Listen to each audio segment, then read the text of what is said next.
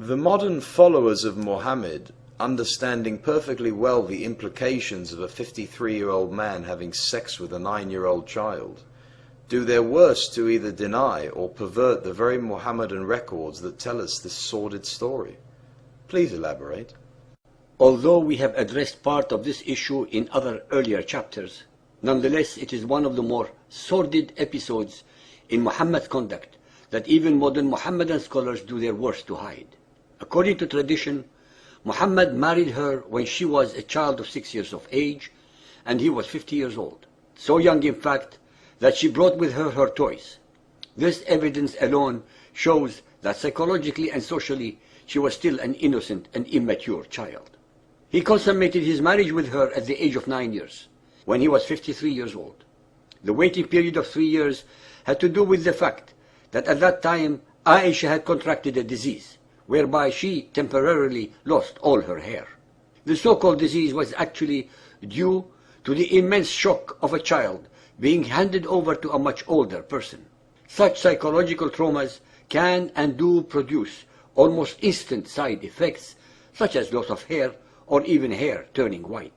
Sahih al-Bukhari Hadith 6.399, narrated by Yusuf bin Mahik. I was in the house of Aisha, the mother of the believers. She said, "This revelation, nay, but the hour is their appointed time, and the hour will be more previous and more bitter," 54.46, was revealed to Muhammad at Mecca while I was a playful little girl. Sahih Bukhari 7.18, narrated by Ursa. The Prophet asked Abu Bakr for Aisha's hand in marriage. Abu Bakr said, "But I am your brother." The Prophet said, "You are my brother in Allah's religion and His book, but she is lawful for me to marry."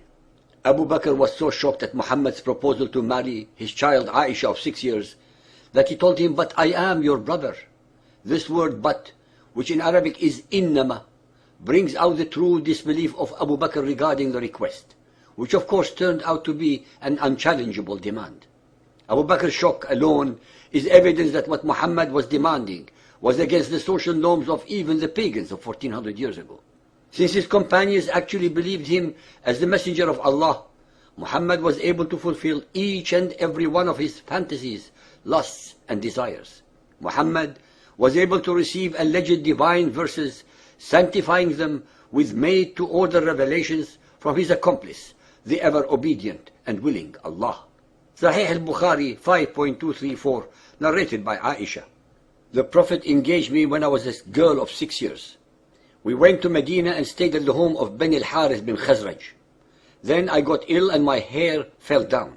Later on my hair grew again, and my mother Ruman came to me while I was playing in a swing with some of my girlfriends. She called me, and I went to her, not knowing what she wanted to do with me. She caught me by the hand and made me stand at the door of the house. She halted me at the door, and I burst into laughter. I was breathless then, and when my breathing became all right, she took some water and rubbed my face and head with it.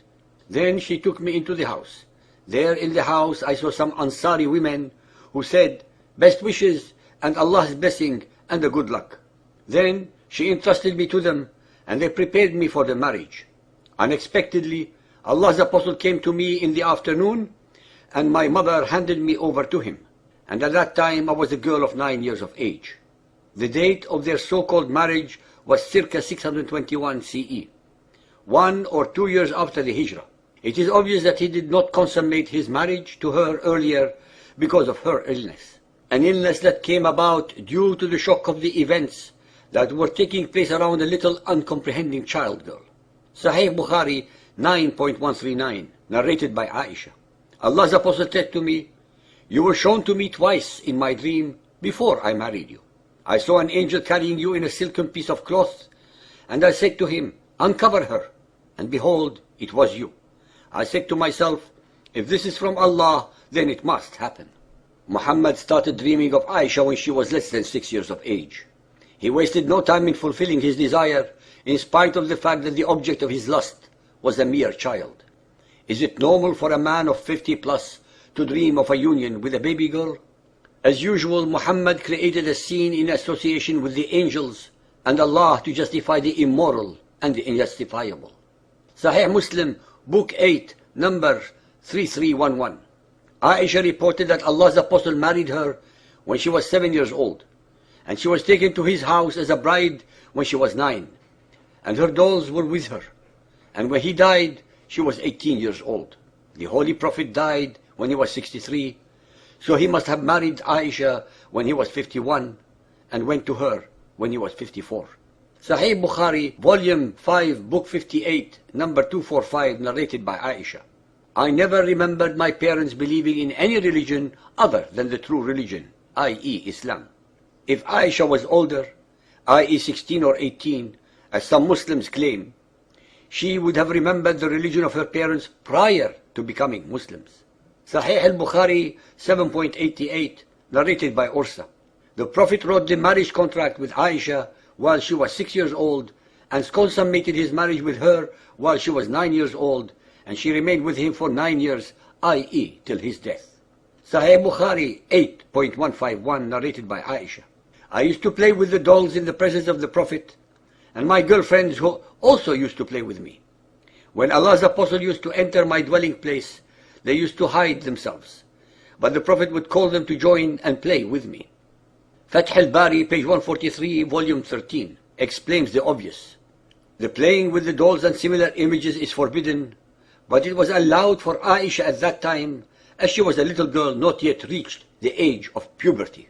Muhammad was invariably permitted by the ever-obliging Allah to have Allah's rules broken only in his case.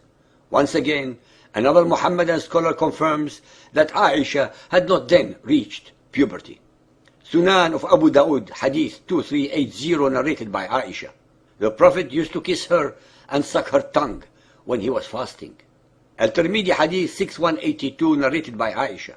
Gabriel brought a picture of her on a piece of green silk to Allah's Messenger and said, "This is your wife in this world and the next." In this hadith, Gabriel brought a picture of Aisha, but not Aisha herself. It seems that Allah found a great deal of time to accommodate and be at the beck and call of Muhammad's personal needs as well as those of his household. None of the Hebrew prophets ever received such minutiae of attention to their personal requirements and comfort, even those with whom he befriended, as Abraham, or talked direct to Moses.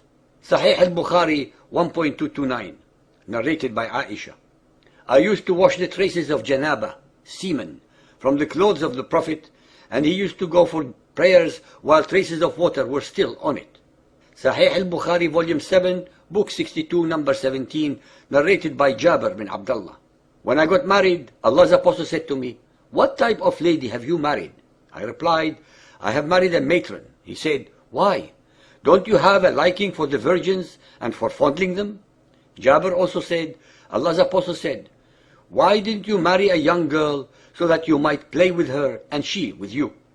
In the classic history of the life of Muhammad, Sirat Rasulullah, by Ibn Ishaq, page 311, there is an account in which Muhammad expressed a marital interest in a crawling baby. This event seems to have occurred around the time of the Battle of Badr, which would have made Muhammad approximately 55 years old. Suhaili 2.79 in the Riwayah of Yunus. Ibn Ishaq recorded that the Apostle saw her, al-Fadl, when she was a baby crawling before him, and said, "If she grows up and I am still alive, I will marry her." But he died before she grew up. So Muhammad's interest in young girls extended beyond Aisha. Why would anyone think that Muhammad's sexual interest in babies be the timeless expression of the will of Allah? How does such a prurient desire support Muhammad's claim to be a prophet of Allah? Such a desire by an old man is contrary to nature, and it is a perversion against the moral order of Allah's universe. Ladies and gentlemen, so-called believers and unbelievers, be aware that in the Arabic language of Muhammad's time, a single word, nikah, meant having sexual intercourse, marriage, or rape.